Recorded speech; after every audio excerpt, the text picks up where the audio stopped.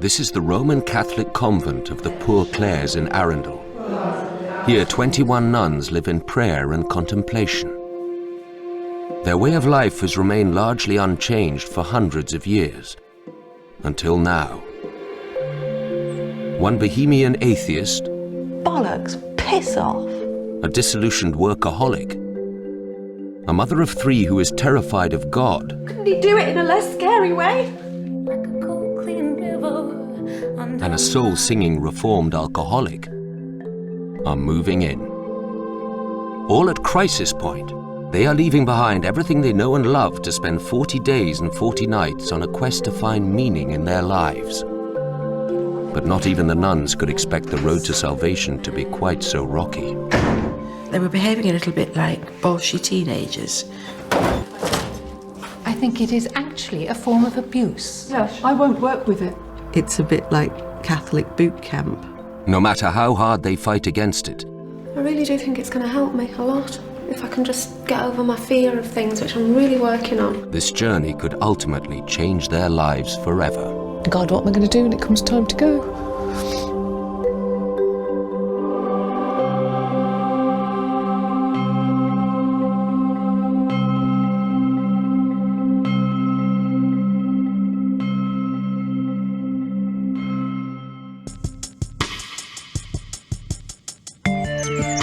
Previously on The Convent, What we'd like to encourage you to do is to keep the silence. To do as adapting much to the nuns' way of life has not been easy for the 4 guests. I don't know what you've been doing upstairs in that little dormitory of yours up there, but we don't go into each other's rooms. And it would be terrible if we failed in our sort of commitment to you by not saying something to you quite firmly, that if you don't take the opportunity, you're going to lose. Most at odds with the regime is Victoria. Aren't you baptised? No, of course not. Brought up an atheist. Not likely to have been baptised, am I? No. It's like there's no space for us to question this at all. None. We have to go to the prayers. We have to do everything. We have to do it. Da da da da da da da. Married, but in a 3-way relationship, Victoria came here keen to experience life with boundaries, but has spent most of her time breaking them. Her main focus in the convent seems to be her new best friend, competitive businesswoman Angela. It's like you want to understand the Bible better than the nuns do. And you're really frustrated that you're not top of the class. Angela came to the convent aware something was missing in her life. She's used to getting results and has been frustrated by her lack of spiritual growth.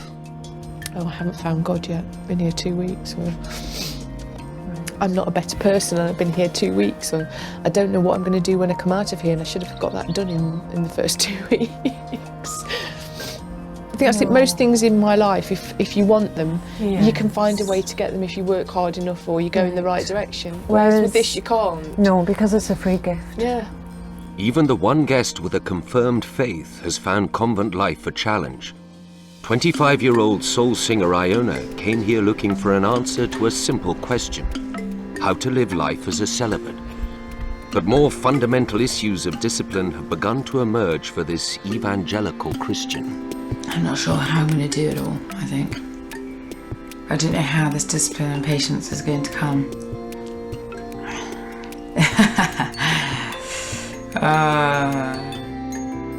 For the last guest, convent life has proved more palatable, but the spiritual journey has been disturbing.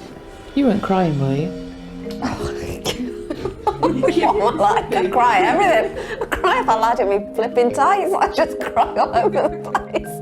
Mother of 3 Debbie arrived here in fear of God. Abandoned by her mother as a child, convent life has been helping her overcome fears of rejection and low self-esteem. God is love. You've had enough punishment in your life for a dozen people.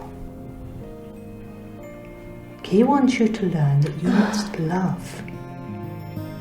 The nuns agreed to open their doors in order to share their age-old values with the outside world.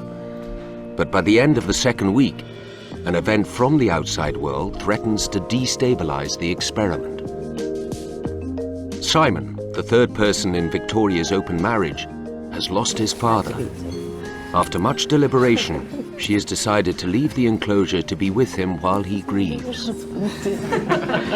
As the experience becomes increasingly intense for the other guests, Victoria's sudden departure and uncertainty over her return has had a huge impact.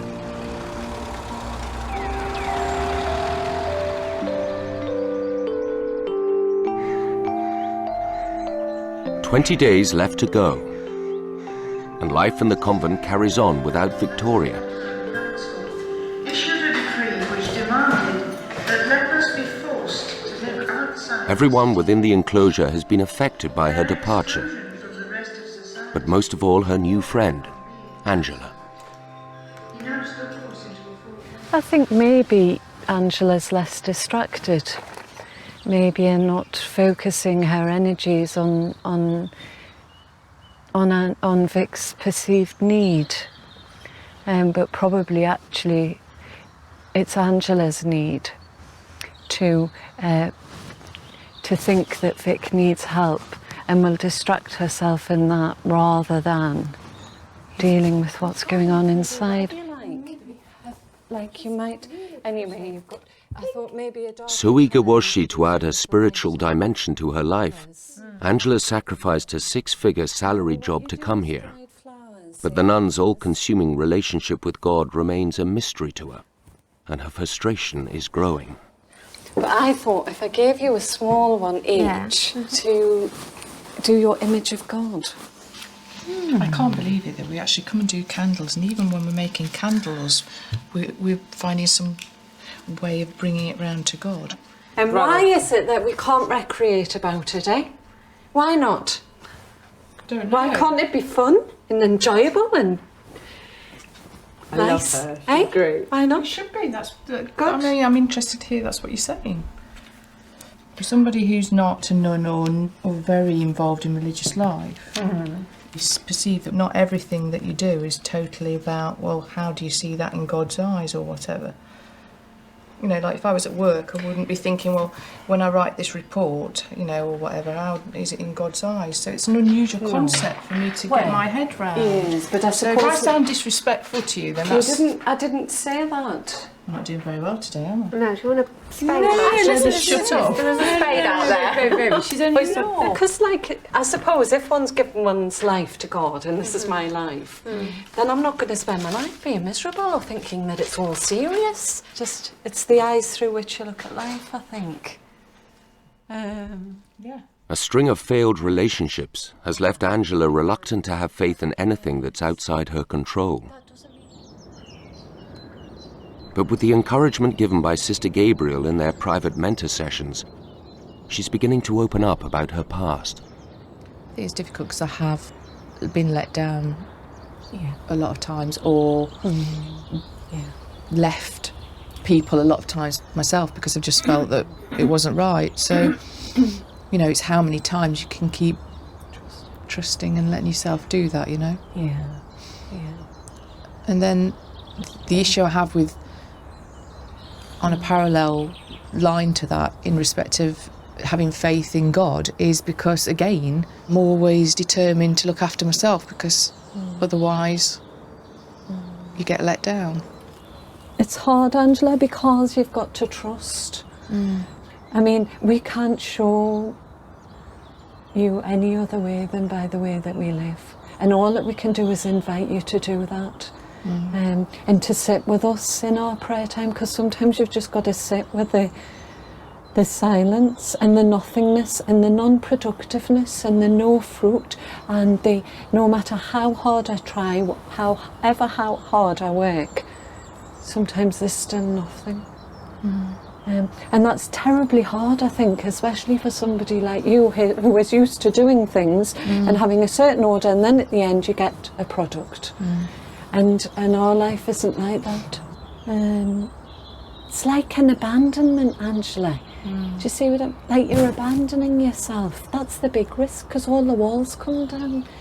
And if you do that, it makes you really vulnerable and people can hurt you. And because it's happened before and because you've been hurt, it's completely natural not to want to do that again. But ultimately, you see, Angela, God never lets us down.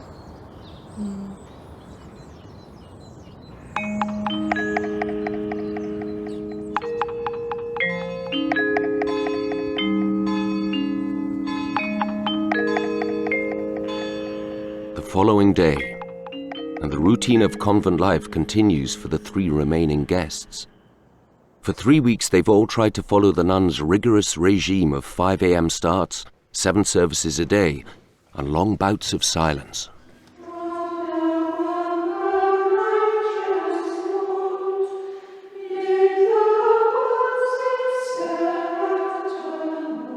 But the contemplative life is beginning to churn up deep and unsettling emotions. The nuns see this as a positive step towards self-knowledge and feel there are real gains to be had if the woman can work through this difficult time. But there is a distraction for Angela. Her best friend has just arrived back. All right. Right. Victoria quietly returns to convent life, Right, while everyone else is in the chapel. Got gifts to go. Before she left, she was beginning to work through issues of her own selfishness and think about its impact on others. Can't believe I've come back. Felt really weird being out, actually. It was really noisy. The world's very noisy. And it was quite difficult as well, you know, I had some... But it was lovely as well. It's good to see them both, see that they're well. Adam told me yesterday, after about an hour, he said, you know, you're not allowed to say sorry once more about anything. Because apparently I've developed a habit of apologising for myself and who I am and how I am. And he was like, wow, it's working then, subtly.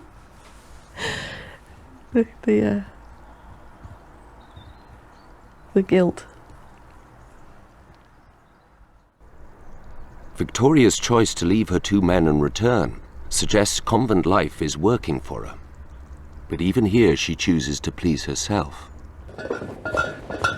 Angela has come down to help her bring up the last of her belongings. 1 shopping bag of chocolates and bath oils, and 6 bottles of wine. Poor Clare nuns share all that is given to them. Secret stash. So this kind of hoarding would be considered decidedly unsisterly. I can't believe you bought this much.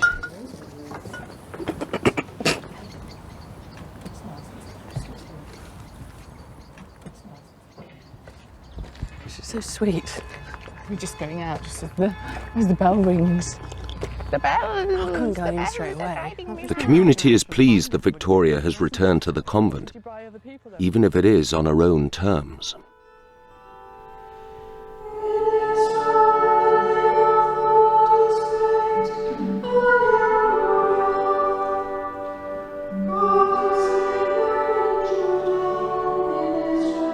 The poor Clare nuns know they can only guide their guests. How far the women travel is up to them. We've been looking after each other. Yeah. They're frightened because they like to be in control, you see. And you see, what we actually give up is our control over our lives. And that helps you to live in a more completely surrendered state of being. You surrender yourself through obedience. And it's not easy. It isn't. It's never. Just because you choose to do it, and because you take a vow to do it, it doesn't actually stop you wanting your own way.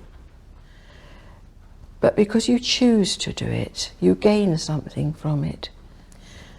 And if they could do that wholeheartedly, they might well come to a better sort of understanding as a result of yielding themselves more completely. The values underpinning the rigour and ritual of convent life are beginning to affect the women. The Spirit helps us in our weakness, for we do not know how to pray as we ought. But the Spirit Mother of three Debbie diligently follows the nuns' routine and finds comfort and security in their way of life. This is helping her deal with her issues of being abandoned by her mother when she was a child. I'm not angry at her because she was the way she was and she made the decisions because there are circumstances that you have to leave your children, like me. I've had to leave Jamie. Helping her work through these deep-seated problems is Sister Clare Agnes. I don't know where to put the pain of everyday rejection. I don't know where to slot that in my life. Okay, you're living this daily rejection, but you're not living it as the adult that you are. You are living it as the child that experienced it before. You've got to look forward in hope that you're not going to be in this pathetic state and tied up with this child in which you're living in your adult life. You are an adult, and it's your adult that's got to address this particular problem, not the child. And you've got to comfort this child. You've got, you know how you mother Jamie? Yeah. You've got to mother your inner wounded child. Love is the most healing thing you can give her. Don't let her go into these terrible black places. So come here and I'll love you. Just think about it. Just think about it. Okay. All right? Thank you. I'm so sorry. Oh, don't be sorry. Don't be sorry. My poor pet.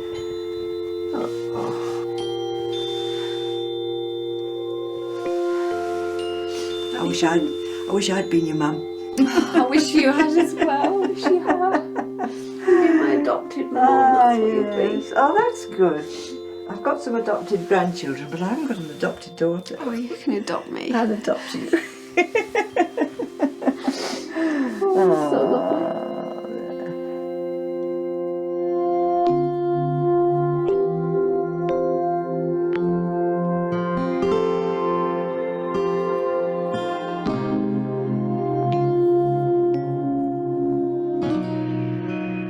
There comes a time in your life when you have to deal with things. You know, you have to choose whether you're going to run and hide forever or whether you're going to just, you know, take the bull by the horns and wrestle it to the ground. Unconditional surrender to the life has allowed Debbie the freedom to explore her deepest self. Many aspects of convent life are provoking all the women to challenge themselves, whether they like it or not. For soul singer Iona, it's the silence. This evangelical Christian is used to distracting herself with constant singing, but here that is not allowed. Exasperated, she goes to see the abbess. Has it been tough? Really tough, yeah. Right. Yeah, definitely. I mean, because bits are painful, which is fine. And obviously, you know, stuff's coming up because I'm in this environment, which is great. Yeah. But I suppose I'm not quite sure where I'm to find my peace in it. But I'm just... You're feeling frustrated, really, aren't you? Yeah, very frustrated and gagged. Because actually, this way of life is tough. You come face to face with yourself, as you really are, warts and all. And you have to cope with it. And you see, that's where the element of sacrifice comes in. You offer all that to the Lord.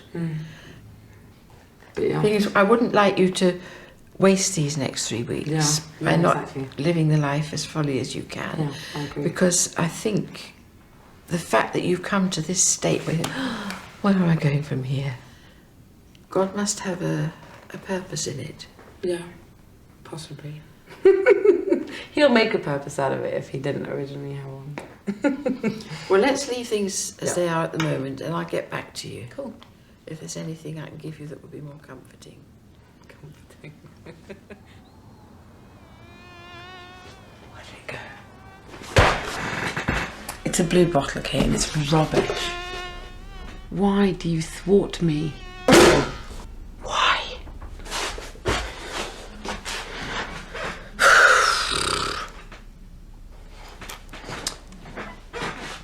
So I'm doing really well at being silent on the whole, as you can see. I'm such a quiet, retiring type. I wonder how it is, you know, that they thought that this would be tough for me. I'm just not feeling it, you know.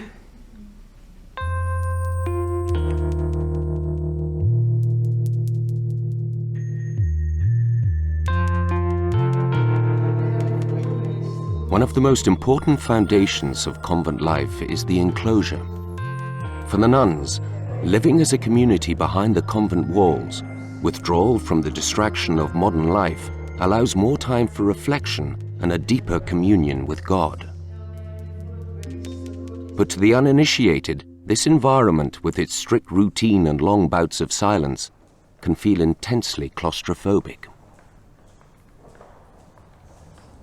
I suppose because the escapes are a lot fewer than there are with people normally living a working life. And you can't go out to the theatre or to a film, you can't go to the pub. You feel a bit cheesed off, you can't just go out for a drink with a mate. You're still going to be seeing that person, or yourself. If it's yourself, you can't get away from yourself. That's a really tough one. And when you spend quite a lot of time without talking and trying to be peaceful, not noisy, and do things in a kind of ordered way, all the things in your life, you can't hide from them anymore. Painful things that you have chosen not to look at because they were too difficult. All sorts of things like that, one's own selfishness and shallowness. All those things. But if you talk about it calmly and it sounds fine, but actually living through it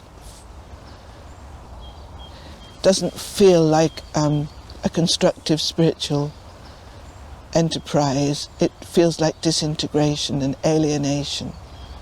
It's only really after a bit that you get the hang of it and you think, don't worry, this isn't forever and I will come out into something better.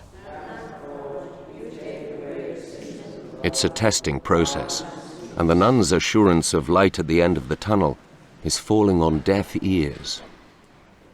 So the women have started to project their frustrations out. Just don't think it's going in the right direction now. I know now how the prayer books work. I can go and say the words, I can do the work, I could keep doing that forever if it was required, but it isn't doing what we came in here to do. I mean, I am learning something in myself. You're learning to question. Yeah, and to rebel. But it's like, so we are learning, but we could have learned that if we'd gone into army training camp. Yeah. But I'm not learning. I've not done anything I am from a God point of view. Because I haven't told one of them to piss off. So I am learning tolerance. Convinced that the nuns have got it all wrong and that they know better, they take their grievances to Sister Felicity. Someone said to me yesterday, what is it in your day that you're looking forward to? And all I could think of was actually meals and bed. So it seems to me that what you're saying is what you were really expecting to do was sort of look in on our life rather than be involved in it. No, I think we appreciated we had to live your life. I don't think I can gain any more from that now. I know what that routine is. I know I could do it if I wanted to do it. I find that 5:45 really difficult because what I do at home is... They haven't got the conviction that we have that holds us in this life. They have all been forced to grapple with their inner demons, one way or another. And most of these inner demons, once you start grappling with them, you can't really stop. You can pretend to. They can go back and carry on exactly as they did, but they will never be comfortable again with it. They will have to sort out the things that need sorting out. So, you know, I think it's a very positive thing. That I've been saying... But rather than face the truth, the women ask for more time in bed. I have to agree that I don't think the 5:45 thing does anybody here any good. No, I'm all right with it. Yeah, I think you can only speak for yourselves anyway. All right. I mean, three of us any good then. Yeah. Sorry, Debbie, I can't speak for you. That's all right. I mean, we've all got very different lifestyles, and my lifestyle is not enough hours in a day and a young child, and so I'm used to getting up early and doing a bit of work on the sewing machine. Well, I'm used to getting up early, but it doesn't mean that if you get up at 5 in the morning and you still go into prayers at 8:30 at night, that's the best way to live, does it? I am a morning person, but I like morning. I'm good in the morning.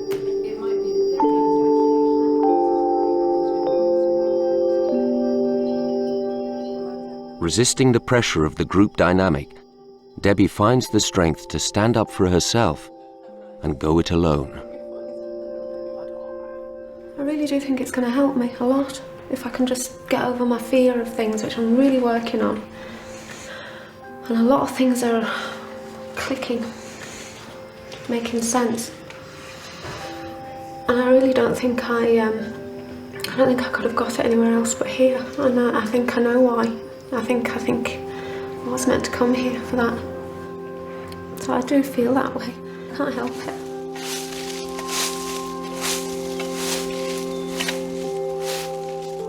So for Debbie and the nuns, the rhythm of monastic life continues, whilst the other three just seem to do as they please.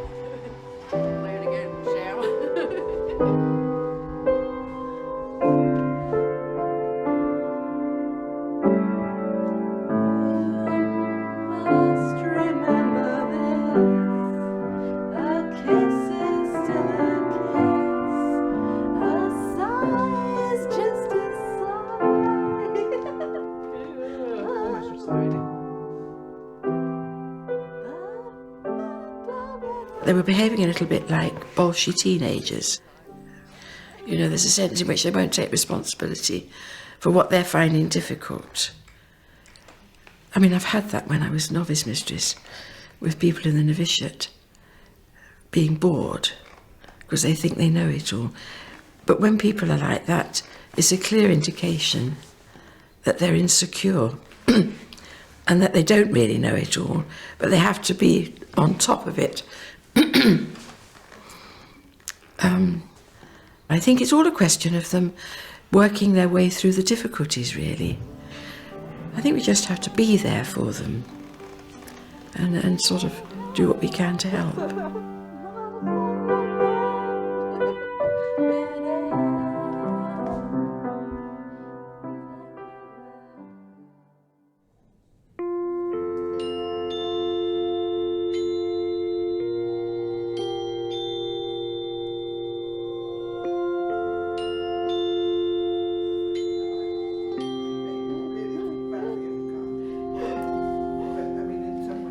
To re-energize the group, the nuns have invited the woman to a gathering to ask anything they like. Oh, good. Anybody who wants to ask a question? Anybody who's got a question. What do you wear underneath your habits? I've just wondered for weeks.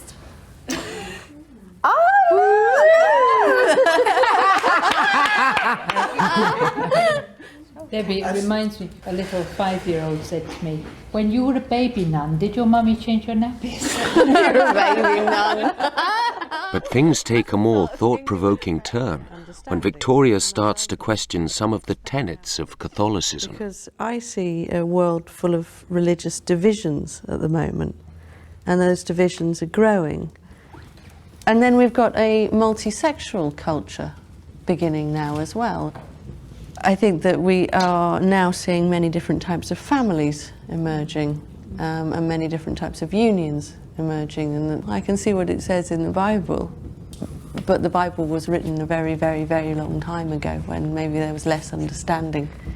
Yet it's one of those places where people would maybe be excluded from a spiritual, nourishing community because of feeling excluded on the basis of their sexuality or their...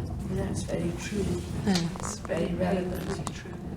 At the Last Supper, he prayed that we might all be one. That was one of his deepest prayers, as he and the Father are one. So he wanted all of us to be one, and we struggle for it. Do you think there's hope then for your church to reach the level of acceptance that is part of that kind of love of people? Well, speaking of the church as an institution. Yeah, I am. The thing is that... I am. In one way, the church is an institution, but the church actually is the people who are its members. So it's going to be a varied answer. I mean, yes... I feel like the journeying now that I'm going to do is on my own. You know, yeah, it is helping me come up with, face to face with myself and work through that kind of stuff. But I'm having to do it while physically feeling like I'm holding off their religion. So I'm kind of going, okay, I want to bring it in to my heart, but I need to hold you off. And they see that as my resistance to letting God in. And it's not my resistance to letting God in, it's my resistance to letting their religion in and taking it as my own. How can the churches, and because you are part of the Catholic Church, you can only answer. While Victoria finds organised religion restrictive, for Angela there's an appeal she can't quite put her finger on.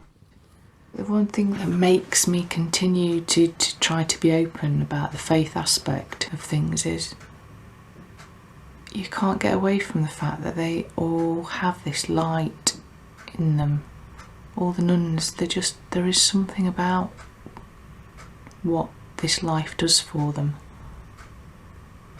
that you really want to find out what it is. What is it that lights them up, you know?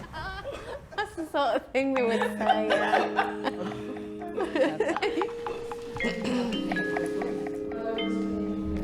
Dwelt amongst us.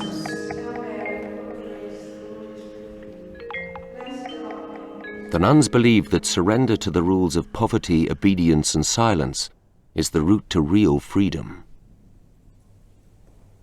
But the message is slow to reach Iona.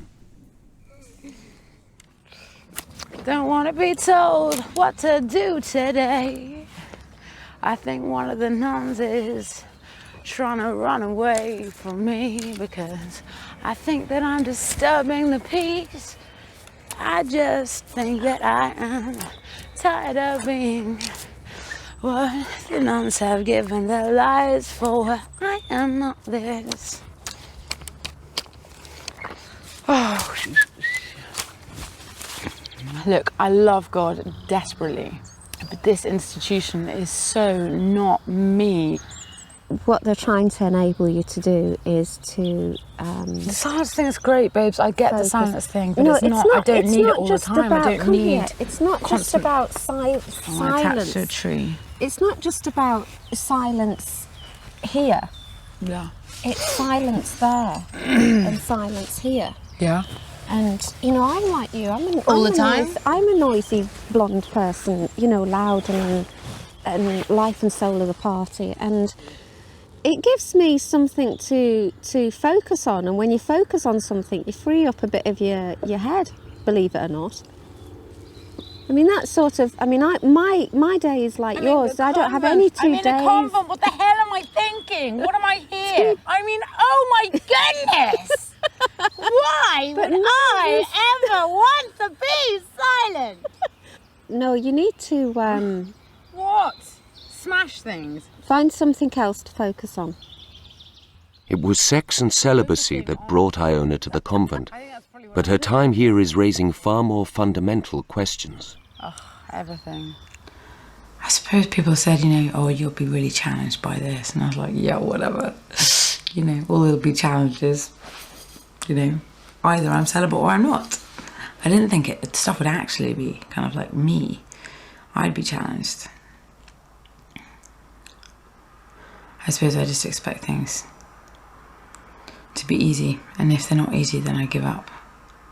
In a way,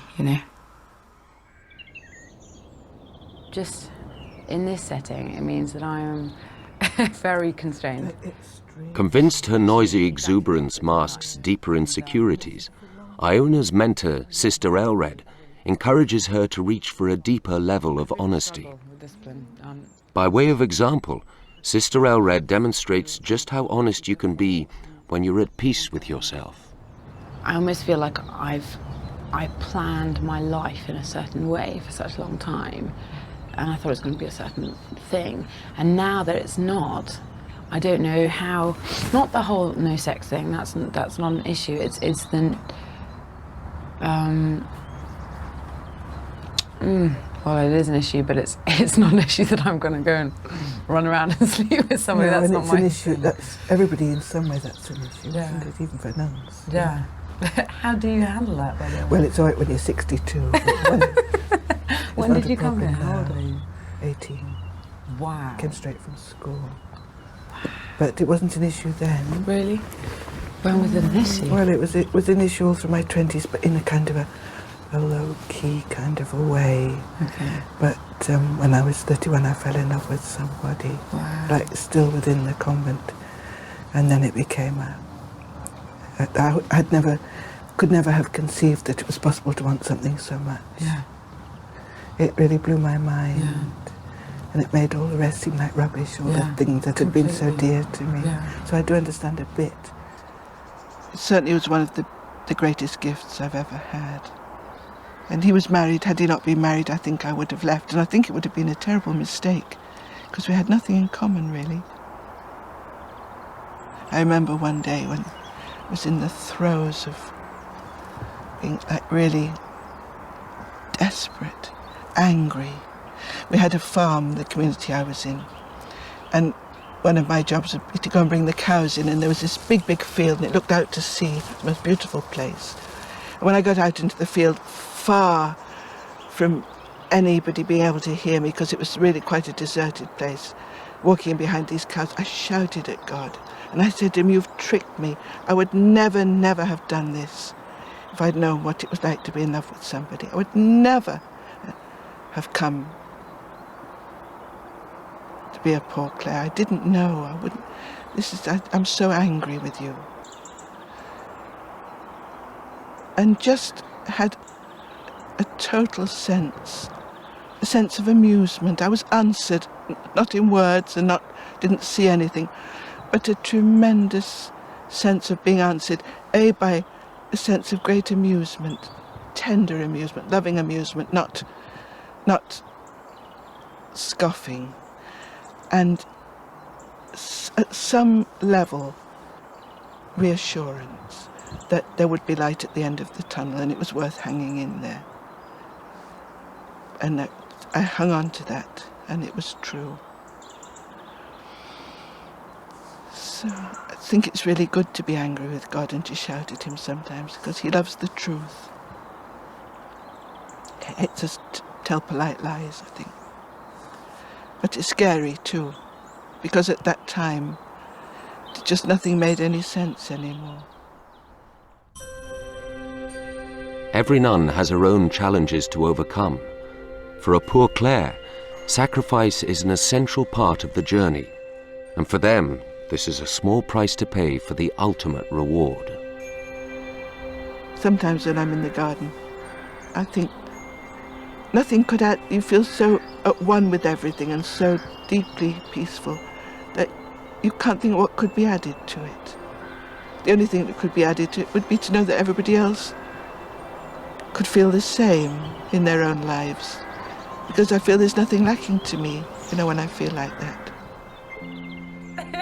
In light of Sister Elred's shared honesty and wisdom, Iona begins to realize that embracing the life completely can be more liberating than oppressive. I don't know, this is coming here. It's quite a safe environment, so I was able to feel quite exposed. And I feel like I've taken down my armour. Because in London I go around kind of like boxer, because I'm so independent, because I'm so by myself, really. So coming here, it blows me away, just the amount of love there is here and how accepted I feel. The most reluctant to let her guard down is Angela.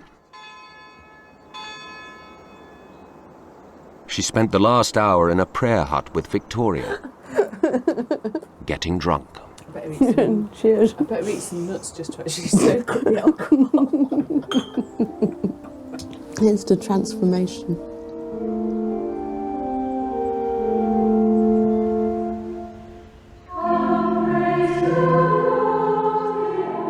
The nuns have encouraged her to face her fears, but Angela, too willingly distracted, pours her energy into her friendship instead.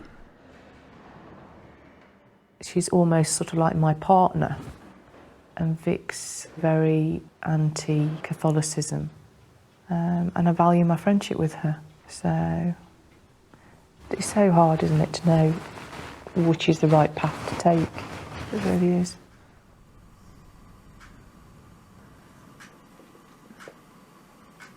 You do have to have a leap of faith. But the problem with that is there's a huge risk involved because it totally challenges how you think. I can't be that logical, sensible, organised, together sort of mind. I'm afraid of changing myself to a certain degree. I do love things that are tangible. Faith is difficult for me because it's not tangible.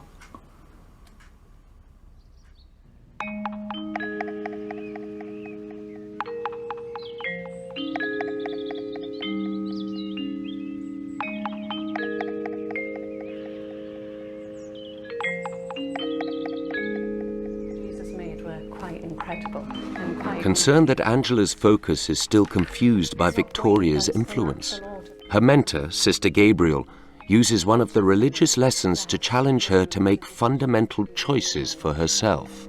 So we must decide actually whether Jesus really is God in human form, because I don't think we can sit on the fence. Sometimes we'd like to defer our decision, withhold judgment, that we must choose. I think that we must choose to decide, because I think if we don't choose, then somehow we can't move on. Can we not learn from the way that he lived his life and tried to encourage other people to live? Can we not learn from that anyway? I mean, if that's what you think, and if that's what you want to do, that's fine, that's for you to do that. But what other people do in their journey is up to them. I mean, it's not just about Angela, about Jesus, do you know what I mean? You could take it for everything really, you know, to just say, well, I'm not going to make a choice. It's like, well, I'm just going to ride the rest of my time. Or, well, the thing is, it's come this far, and, you know, what's happened? But you know, I'm just like... Yeah, with all respect, it is very hard for some of us, you know, for any of it to make a huge change. The instruction we're getting from yourselves is from one point of view, which is, you know, you are huge believers in the Catholic way of life. Well, Angela, I think that always, and I don't mean this in a disrespectful way, but whatever we do, and you know, in whatever space we create, and however the timetable is, nothing's perfect. No, it isn't. It's just that I can't. I mean, that's an answer to your question, really.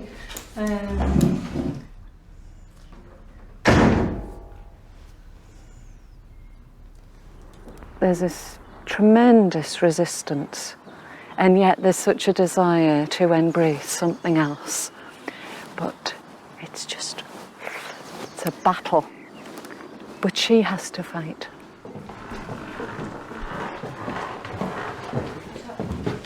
I just came to see if you were all right.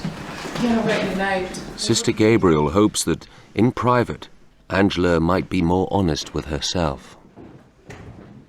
I can't ask the things that I want to ask because sometimes it comes out quite abruptly, and I know that upsets you, and I don't want to upset you in front of the others because you're my mentor. I love the way you can talk at length on what I think and what I feel and how I am, and instead of telling me about what you think and what you feel and how you are. Because if you concentrate on other people, you can avoid yourself. Right. Oh, thank you so much. You know, the thing is, sometimes we've got to create a space in order to look at ourselves.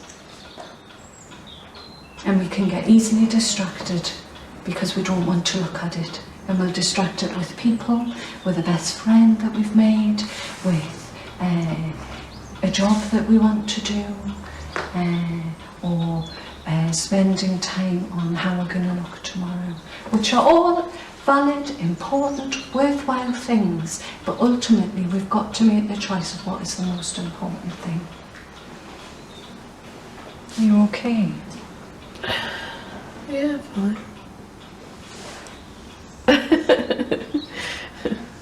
Stay with how you feel. You know, our feelings tell us a lot. And don't just push them down. Stay with them. No, but I can't see that. If I stayed with it, all I do is cry for about an hour, and I can't see that crying for an hour does anybody any good. Well, it mightn't do anybody any good, but it might do you a heck of a lot of good. I mean, Debbie seems to have been crying ever since she got here, and I can't see that it's done her any good whatsoever. She's still crying. Well, I can't speak for Debbie, only Debbie can speak for herself. And you know, the thing is, Angela, you came here to be with us. Whatever happens outside and whatever friendships you make, they will carry on and be fruitful and wonderful. But this is for us now, and it's to engage with that. And I think that's the most important thing.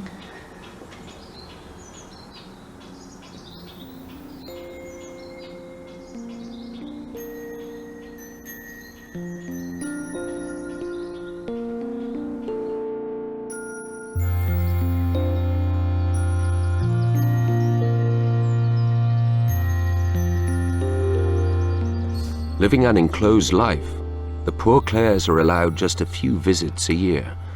They are rare and precious occasions. Their guests are restricted to one room in the convent, outside the enclosure.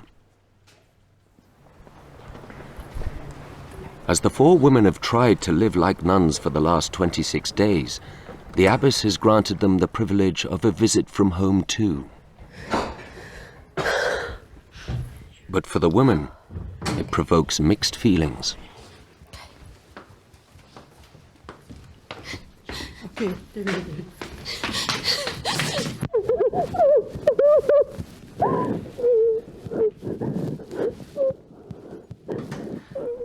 Sounds ungrateful, but it's like an interruption almost.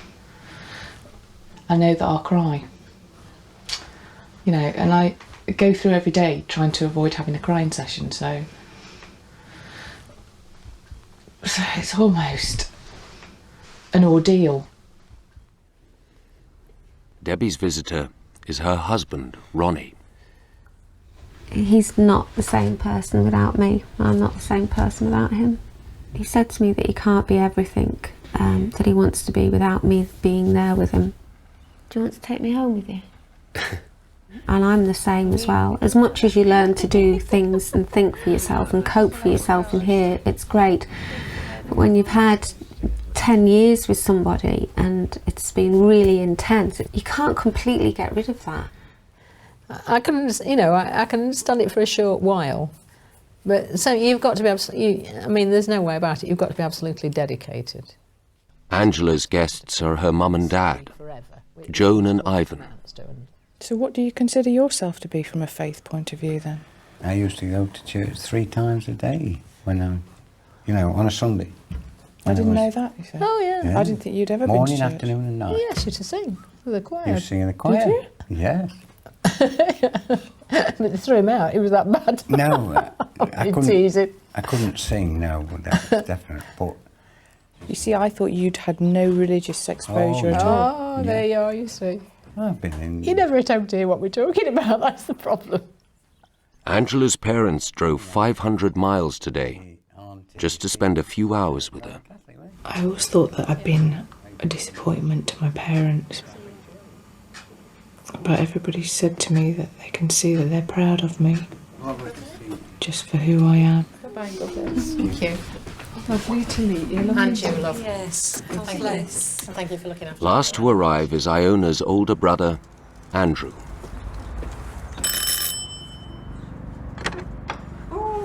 Hello. Oh, thank you. As he introduced her to religion in the first place, his reassurance could help Iona finally accept the discipline and focus on what is beyond it. Hey! Oh, my love. It is so strange. It is the absolutely weirdest thing in the whole world. Oh, what? Because it's so not me. I have been going mad. The sincerity scaring me. Oh, I want to be on the outside.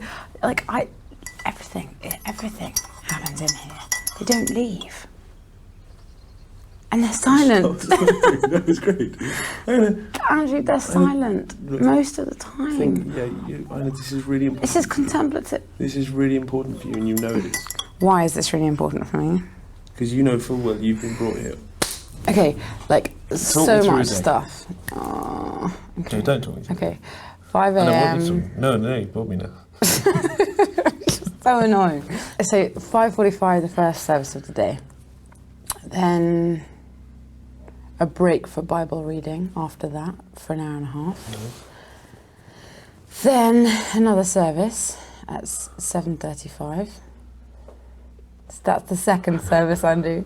Before 9, I like it. Shut up. At 8:30. Okay, half an hour for breakfast. Right. 8:30, the third service, which is mass. Ooh. It's so boring. No, it's not about being good, it's about learning, sis. Learn what you've got. If you're okay, automatically, I'm enormously excited because you're actually able to get up before midday and stuff. That's great. I believe you have to shut up. Shut up. Excellent. Okay, And the shut things up. you don't like the most, the things you need to do more. You're not giving me anything I need right now. I'm giving you everything you need, that's the You're problem. so annoying. Honestly, sis, if this has been done for hundreds of years, chances are there might be some meaning to it. I know that. I know that.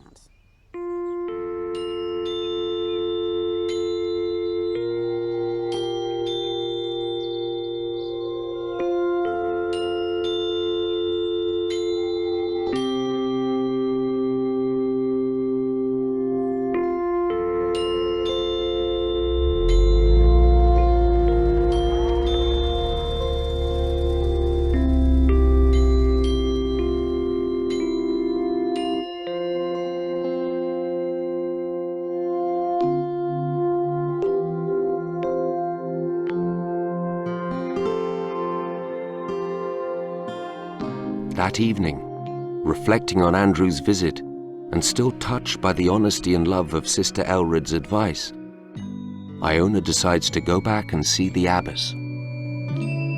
Sister Angela, I wanted to come and apologise.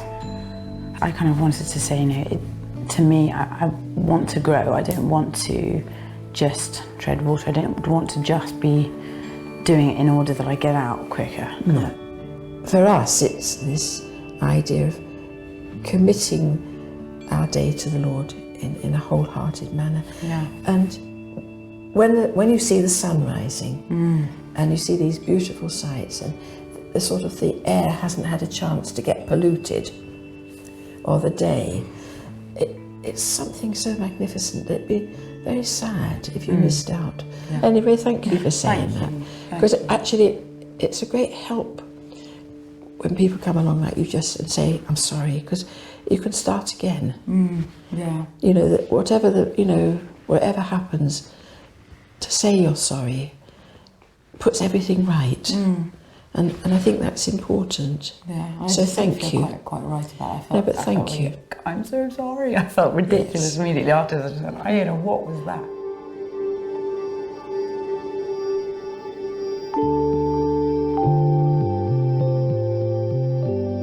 Having spent the last 29 days fighting against the disciplined life, Iona finally surrenders herself to it. Freely choosing the path of obedience has opened her eyes to the fundamental value that lies at its heart. which is simply love. So few people give anything, you know, and I'm not used, I think, to being given to, you know. I'm really good at giving, just not very used to receiving with kind of love, you know, other than kind of from people who have to, like my family.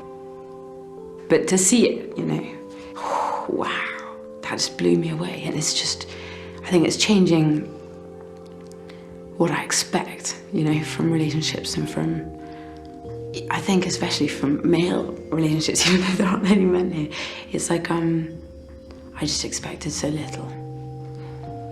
And seeing how I'm meant to relate to people and the way that people, especially men, are meant to relate to me and meant to treat me. I think it's all wrapped up in the same thing, you know? I don't know. Yeah, so it's been a really good day. Really hard. Really hard day, but yeah.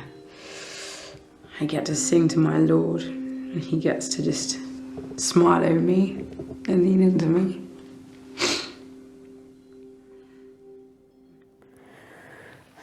Amazing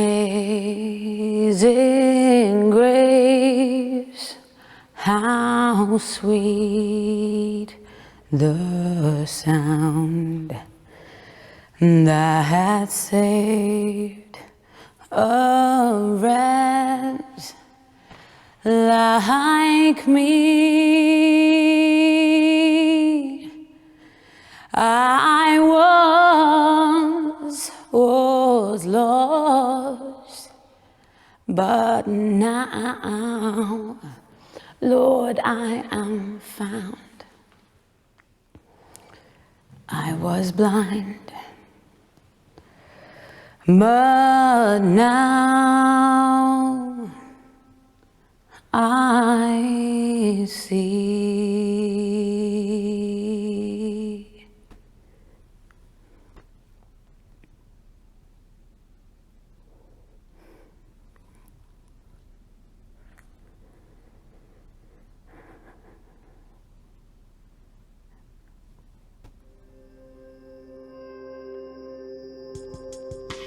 Next week on The Convent, the culmination of 40 days and 40 nights of routine ritual and contemplation reaches its end.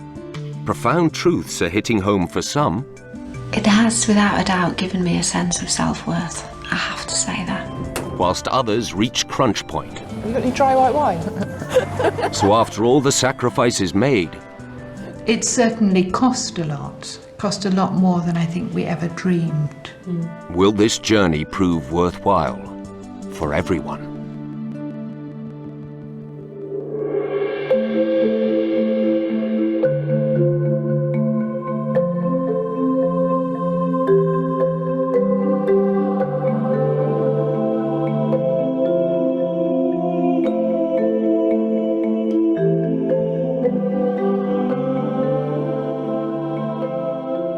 If you've been affected by any of the issues in tonight's programme and would like to talk to someone in confidence, please call the BBC Action Line on 08000 688 456. All calls are free and confidential. Lines are open every day from 7:30 a.m. until midnight.